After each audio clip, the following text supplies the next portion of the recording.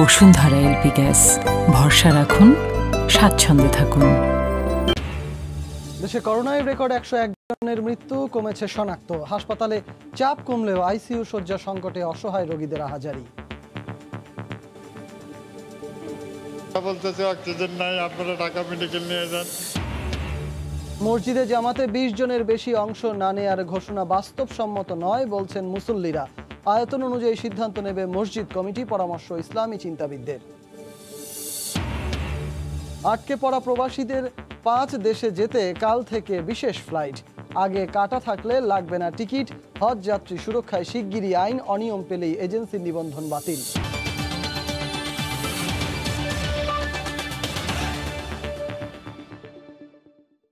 দেখছিলেন শিরোনাম, জনপদের সময়ের সঙ্গে আছি আমি সজল মিত্র রিচার্ড। বসুন্ধরা এলপি গ্যাস, ভরসা রাখুন, স্বাচ্ছন্দ্যে থাকুন। দেশে করোনায় একদিনে সর্বোচ্চ 101 জনের মৃত্যু হয়েছে। এ নিয়ে মৃতের সংখ্যা বেড়ে দাঁড়ালো 10,182 জন। তবে কমেছে শনাক্তের সংখ্যা।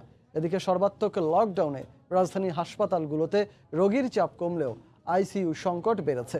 শয্যা না পেয়ে গুরুতর রোগী নিয়ে স্বজনরা ছুটছেন এক হাসপাতাল থেকে আরেক হাসপাতালে।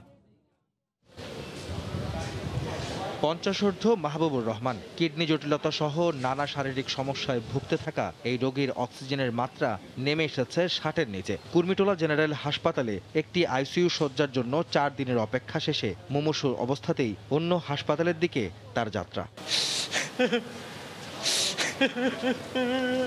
ওদিকে দিনমজুর আব্দুল মান্নান স্ত্রীকে নিয়ে অক্সিজেন সংকটে ছুটছেন বিভিন্ন হাসপাতালে। দিনভরই করোনায় বিপন্ন মানুষের এমন উপস্থিতি চোখে পড়েছে। আইসিইউ শয্যার সংকট যেন ক্রমেই তীব্র হচ্ছে, আর তাই বাড়ছে এ হাসপাতাল থেকে ও হাসপাতালে অসহায় রোগীদের ছোটাছুটিও। অক্সিজেন কমে যাচ্ছে, এখন আইসিইউ প্রয়োজন, এখানে আইসিইউ পাচ্ছি না। তারা বলতেছে অক্সিজেন নাই, আপনারা ঢাকা মেডিকেল নিয়ে যান। এখন ঢাকা মেডিকেল নিয়ে গেলে যদি বলে কি আপনার এখানেও সিট নাই, অক্সিজেন নাই, তো এখন আমি কই নিয়ে যেতে পারি স্যার? আমাদের টাকা পয়সা ধনসম্পদ কিছু নেই, আমরা দিনমজুরি লোক। স্বাস্থ্যকর্মীরা বলছেন সর্বাত্মক লকডাউন শুরু হওয়ার পর হাসপাতালে রোগীর চাপ কিছুটা কমেছে। কমছে 10-15 জন কমছে, মানে আগে টোটাল 100 নেওয়া হয়তো 80-90 নেওয়া। টাইমটা বলে দেওয়া হয় যে আপনি 10টায় আসবেন, 11টায় আসবেন, সেই অনুযায়ী লোকজন আসে। সেই ক্ষেত্রে এখন লোকের সিরিয়ালটা কম, এখন ভোগান্তি কম হচ্ছে। এদিকে স্বাস্থ্য অধিদপ্তর জানিয়েছে শুক্রবার দুপুর পর্যন্ত সবশেষ 24 ঘন্টায় করোনায় 101 জনের মৃত্যু হয়েছে, যা দেশে সর্বোচ্চ মৃত্যুর রেকর্ড। এদিন আক্রান্ত হয়েছেন 4,417 জন। আহমেদ সালেহীন, সময় সংবাদ, ঢাকা। অবশেষে আলোর মুখ দেখছে ডিএনসিসির কোভিড হাসপাতাল। সব ঠিক থাকলে রোববারই চালু হবে কোভিডের জন্য দেশের প্রথম বিশেষায়িত হাসপাতাল। প্রাথমিকভাবে 20টি আইসিইউ ও 150 সাধারণ শয্যা নিয়ে যাত্রা শুরু করলেও এটি হবে 1000 শয্যার পূর্ণাঙ্গ হাসপাতাল। চলছে শেষ মুহূর্তের ঝালাইয়ের কাজ। তৈরি সেন্ট্রাল অক্সিজেন লাইন, এরই মধ্যে 10টি এসডিও আর 10টি আইসিইউ শয্যা পুরোপুরি প্রস্তুত সাধারণ ওয়ার্ডও। এসে গেছে 200 আইসিইউ বেড, অপেক্ষা আনুষ্ঠানিকতার। অথচ প্রথম ধাক্কা সামলাতেই তৈরি ছিল ডিএনসিসির এই আইসোলেশন সেন্টার। তবে দ্বিতীয় ধাক্কার 1.5 মাসেও কেন চালু হলো না, এমন প্রশ্নের জবাবে মেয়র জানালেন কেবল আইসোলেশন সেন্টার নয়, এটিকে পূর্ণাঙ্গ হাসপাতাল হিসেবে গড়ে তোলা হচ্ছে। সিটি কর্পোরেশনের জায়গা ছিল দোকানের জন্য, এটা কিন্তু রূপান্তরিত করতে হচ্ছে হাসপাতালের জন্য। কাজে এখানে ইনফ্রাস্ট্রাকচারে কিন্তু অনেকগুলো কাজ কিন্তু করতে হচ্ছে। 800 সাধারণ শয্যা, 200 এসডিও আর আইসিইউ বেড, সব ঠিক থাকলে রোববারই আংশিক চালু হচ্ছে দেশের প্রথম কোভিড হাসপাতাল। এরপর মে মাসের মধ্যেই পুরোপুরি চালুর পরিকল্পনার কথা জানিয়েছেন হাসপাতাল পরিচালক। 18 তারিখে আমরা একটা ডেট ফিক্স করেছি। 212টার মতো কিন্তু আমাদের ICU supported, corona ICU supported facilities আমার এখানে থাকছে। হাই ফ্লো নেজাল ক্যানুলা এবং সেন্ট্রাল অক্সিজেন সিস্টেম। ইমার্জেন্সি ওয়ার্ডে মানে 30 মেল এবং 20 ফিমেল পেশেন্ট আমি ইমার্জেন্সি পেশেন্টদের হ্যান্ডেল করতে পারবো। আপাতত এটি করোনা হাসপাতাল হিসেবেই চালু থাকবে, পরে প্রয়োজনে জেনারেল হাসপাতালে রূপান্তর করা হবে। করোনার দ্বিতীয় ধাক্কা সামনে নিতে যখন হিমশিম খাচ্ছে গোটা দেশ, হাসপাতালে একটি আইসিইউ কিংবা সাধারণ শয্যার জন্য হাহাকার, ঠিক তখনই এমন দৃশ্য কিছুটা হলেও স্বস্তির যোগান দেয়। আর তাই এই হাসপাতালটি দ্রুত পূর্ণাঙ্গ রূপে চালুর দাবি সাধারণ মানুষের। রাশেদ লিমন, সময় সংবাদ, ঢাকা। ছুটির দিনে লকডাউনের তৃতীয় দিনে রিকশার দখলে রাজধানীর সড়ক। যানবাহনের চাপ কম থাকলেও মানুষের অহেতুক ঘোরাঘুরি ছিল চোখে পড়ার মতো। পুলিশের নজরদারি যানবাহন ও যাত্রীকেন্দ্রিক হওয়ায় নজর এড়িয়ে যাচ্ছেন পথচারীরা। সর্বাত্মক লকডাউনের তৃতীয় দিন শুক্রবার, তাই যানবাহনের চাপও কম। তবুও আগের মতোই তৎপর পুলিশ। আইনশৃঙ্খলা বাহিনীর এত শক্ত অবস্থানের মাঝেও অনেককেই দেখা যায় পায়ে হেঁটে বিভিন্ন গন্তব্যে ছুটতে। পুলিশের নজর যানবাহন ও যাত্রীদের দিকে থাকায় এ কৌশল অবলম্বন। আমরা গাড়ি দিয়ে আসলে বাধা দিত, পায়ে হেঁটে আসে। আসলে পায়ে হেঁটে আসাটাও ঠিক না। কিন্তু কল্যাণপুরে আমার শাশুড়ি বাসায় গেতেছি, অনেকে বিনা প্রয়োজনের জন্য যাচ্ছে, কিন্তু তাদেরকে মাস্ক ব্যবহারের ক্ষেত্রে সতর্ক করা হচ্ছে। এদিকে তৃতীয় দিনেও মহাসড়কে পণ্যবাহী ট্রাক ও পিকআপেই ঢাকা ছাড়তে দেখা যায় অনেককেই। মানুষ কাঁচামাল। তবে কিছু সড়কে রিকশা চলাচলে কড়াকড়ি থাকায় হাসপাতাল, ওষুধ কেনা সহ জরুরি প্রয়োজনে বাইরে বের হওয়া মানুষ যানবাহন সংকটে পড়েন বিপাকে। আসলাম হাসপাতালে, এইমাত্র বাইরে এলাম, রিস্কা পাচ্ছি না ভাই। আসার পরে ওখানে সরকারি লোক আছে, ওনারা জিজ্ঞাসাবাদ করে ওনাকে নামিয়ে দিয়ে রিক্সাটা উল্টায় রাখে। আপনি রিক্সা উল্টে রাখলেন? এটা আমাদের উপর থেকে বলে দিচ্ছে, এই জন্য আমরা করতেছি। শুধুমাত্র লকডাউন দেখার শখ মেটাতেও সড়কে ছিলেন অনেকে। দেখতেছি যে গাড়ি চেক করতেছে, মামলা করতেছে, এটা দেখলাম। করোনার মধ্যে কিভাবে কি ঢাকা শহর কেমনে কি চলতেছে একটু দেখলাম। এই প্রায় 5.5 লাখ আবেদনের বিপরীতে 16 এপ্রিল সকাল 10টা পর্যন্ত প্রায় 4 লাখ মানুষকে মুভমেন্ট পাস দিয়েছে পুলিশ। কিছুদিনের ঘরবন্দির সময় কিছুটা ত্যাগ আর আনন্দ বিসর্জন যদি সংকট মুক্তির কারণ হয়, তবে দোষ কি? প্রয়োজন সবার সম্মিলিত সহযোগিতা, সম্মিলিত প্রচেষ্টা। রাশেদ বাপ্পি, সময় সংবাদ, ঢাকা। করোনা সংক্রমণ ঠেকাতে এক মসজিদে সর্বোচ্চ 20 জন নিয়ে নামাজ আদায় করতে হবে। ধর্ম মন্ত্রণালয়ের এমন সিদ্ধান্ত বাস্তবসম্মত নয় বলে মনে করেন মুসল্লিরা। মসজিদের আয়তন অনুসারে জামাতে মুসল্লির সংখ্যা নির্ধারণের পরামর্শ দিয়ে ইসলামী চিন্তাবিদরা এ সিদ্ধান্ত পুনর্বিবেচনার দাবি জানিয়েছেন। শাকির আহমেদের রিপোর্ট। করোনা অতিমারির ঊর্ধ্বমুখী সংক্রমণ ঠেকাতে লকডাউন চলাকালীন মসজিদে 5 ওয়াক্ত ও তারাবির নামাজে খতিব, ইমাম, মুয়াজ্জিন, খাদেম ও মুসল্লি সহ সর্বোচ্চ 20 জন একসাথে নামাজ আদায় করতে পারবে বলে নির্দেশনা জারি করে ধর্ম মন্ত্রণালয়। মুসল্লিদের দাবি, ঢালাওভাবে এমন সিদ্ধান্তে জামাতে নামাজ আদায় থেকে বঞ্চিত হচ্ছেন তারা বলছেন, মসজিদের ধারণ ক্ষমতা বিবেচনা না করে সব আয়তনের মসজিদের জন্য মুসল্লির একই সংখ্যা নির্ধারণ করা গ্রহণযোগ্য নয়। স্বাস্থ্যবিধি মেনে অনেক মসজিদে পর্যাপ্ত জায়গা থাকার পরও নামাজ আদায় থেকে বঞ্চিত হচ্ছেন মুসল্লিরা। রমজান মাস মুসল্লিরা আসবেই, সেখানে তো কোনো লিমিট করে এখানে তো মসজিদের 20 জন দিয়ে এটা তো কোনোভাবেই সম্ভব না। এটা বিভিন্ন মসজিদে 20 জন নিয়ে মারামারি গ্যাঞ্জাম অনেক হচ্ছে। সবাই মাস্ক নিয়ে করলে, নামাজ পড়লে আমার মনে হয় এটা সবার জন্য ভালো হতো। মসজিদের আয়তন অনুসারে মুসল্লির সংখ্যা নির্ধারণের দাবি তাদের। আয়তন অনুসারেই এটা নির্ধারিত করা উচিত। 3 ফিট দূরত্ব মেনটেন করা, এটাই মনে হয় সবচেয়ে বেটার হতো। চিন্তা ভাবনা করা উচিত ছিল যে কোন মসজিদের কতটা স্পেস আছে, স্পেস অনুসারে সামাজিক দূরত্ব বজায় রেখে নামাজ পড়তে দেওয়া উচিত। ইসলামী চিন্তাবিদরা এ ধরনের সিদ্ধান্ত বাস্তবসম্মত নয় দাবি করে তা বিবেচনার দাবি জানিয়েছেন। এই সিদ্ধান্তটা বাস্তবসম্মত নয়, কেননা প্রতিটা মসজিদই দেশের আয়তন সমান না। বাইতুল মুকাররম মসজিদে হাজার হাজার মুসল্লি একত্রে নামাজ আদায় করেন।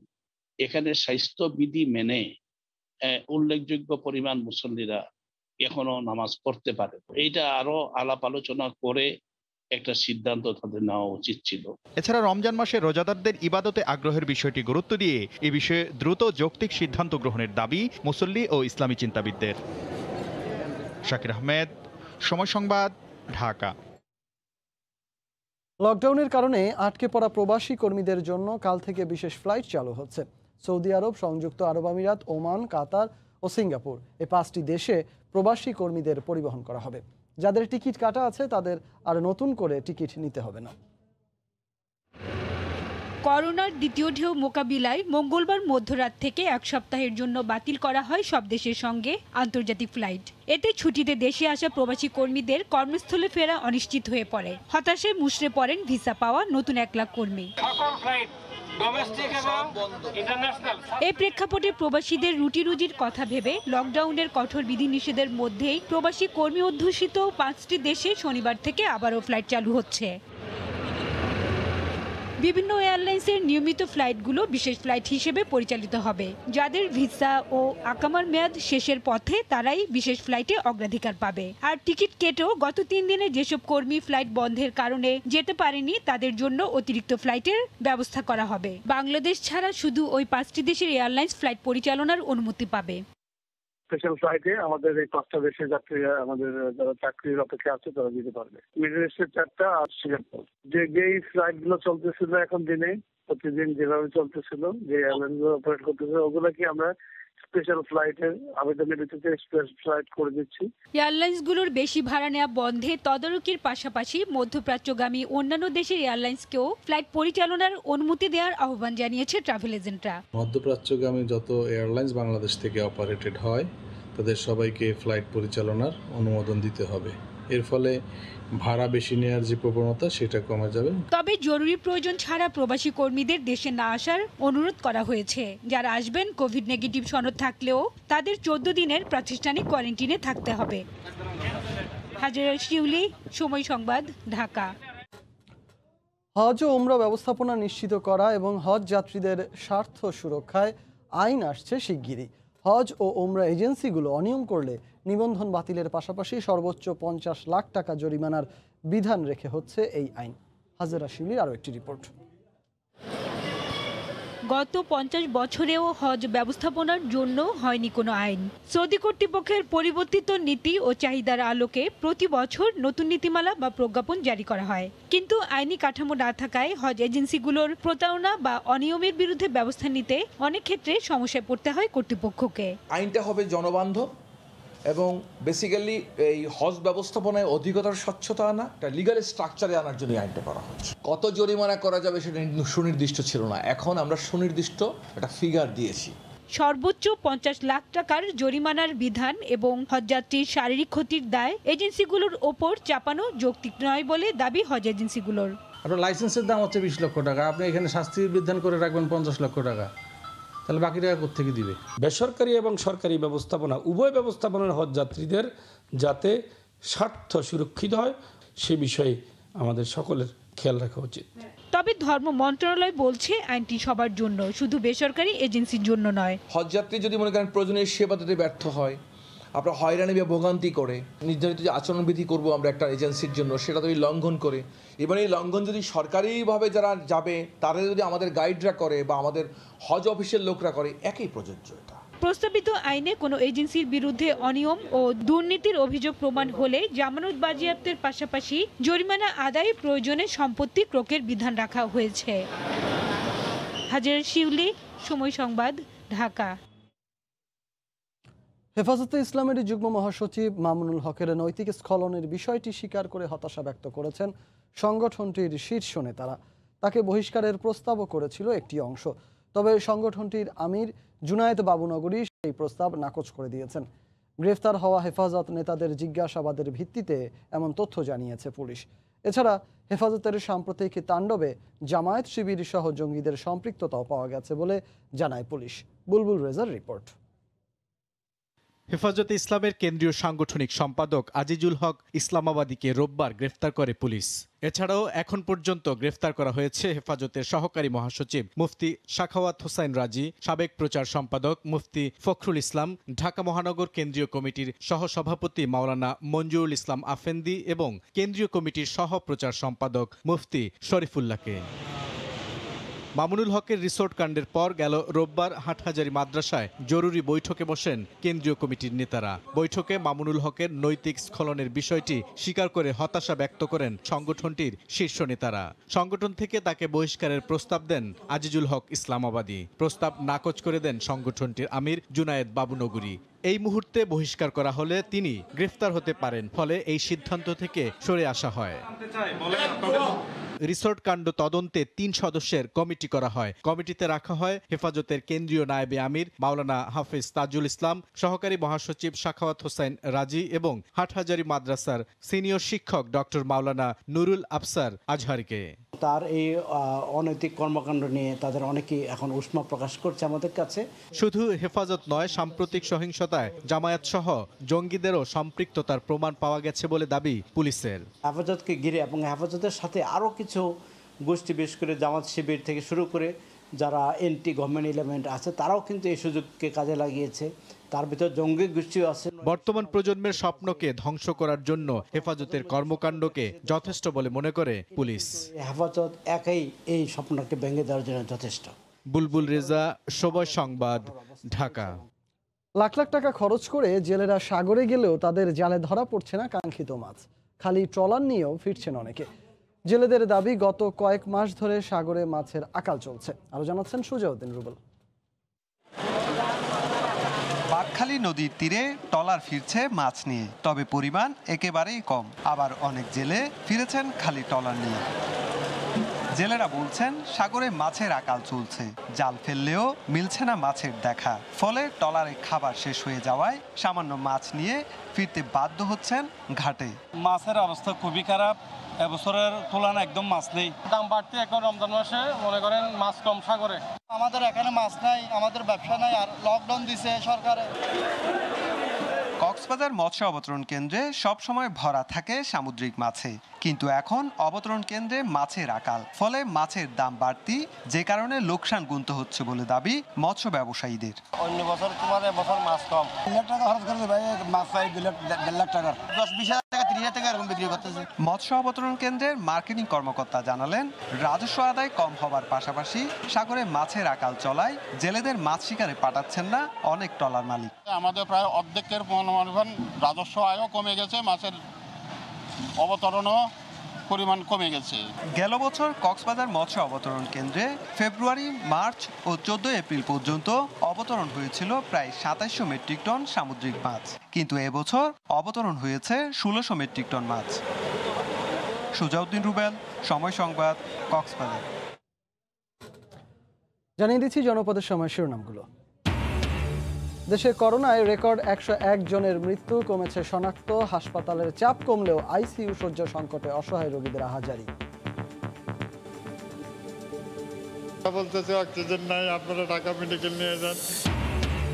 মসজিদে জামাতে 20 জনের বেশি অংশ না নেওয়ার ঘোষণা বাস্তবসম্মত নয় বলছেন মুসল্লিরা।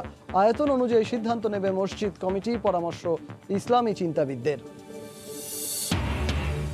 এবং আটকে পড়া প্রবাসীদের 5 দেশে যেতে কাল থেকে বিশেষ ফ্লাইট, আগে কাটাল থাকলে লাগবে না টিকিট।